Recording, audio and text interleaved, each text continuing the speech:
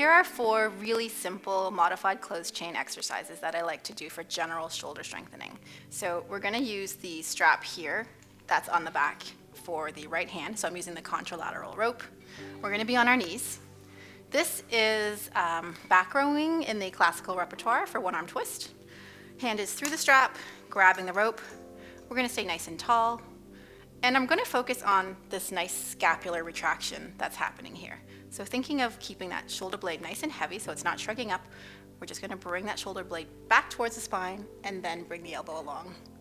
So it's quite nice because on the way back in, we're getting this really great release or controlled release in the back of the scapula. So those rhomboids, those middle traps.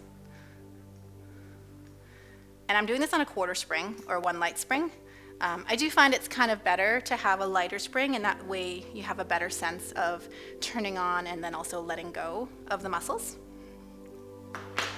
For this next one, we're going to go into sidearm preps or kneeling on the reformer. I'm using the front strap here. Staying on the knees. If you find that this is too unstable for you or your client, you can also have them sit down. Sometimes I'll also put like a little squishy ball, that Pilates ball, and put it under their bum so they can sit on that for just a little bit more stability. If it's still too unstable, you can absolutely sit on the long box here, but just make sure whatever you do, it's safe. We're going to grab the strap across the body, and we're going to unfold, bring that elbow out, and then straighten the arm. So we're just sort of watching the hand go through that movement. If you are from the physio world, this might look familiar as one of the diagonal patterns for the arm. I like to add a little bit of trunk rotation here.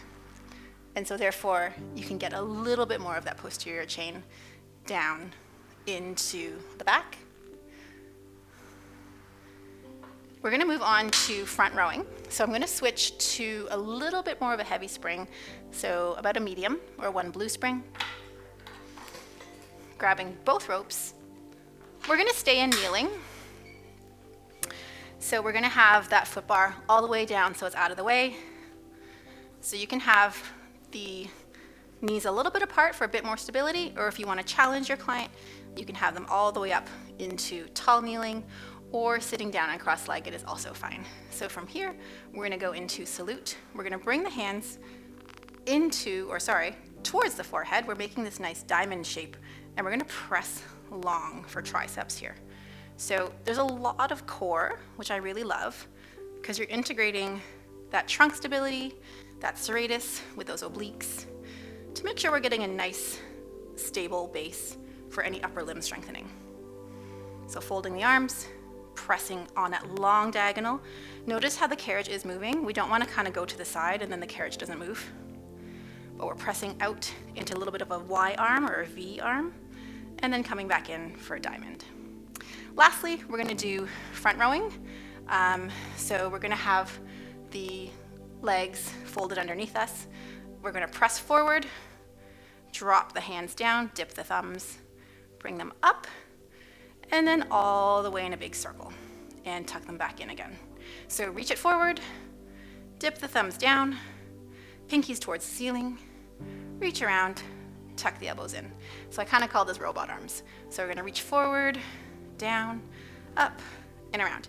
So a little bit of choreography there, but a really great way to challenge the anterior capsule. If anyone has some apprehension, just please be careful with that one. But, a really great way to get some stability back into that glenohumeral joint.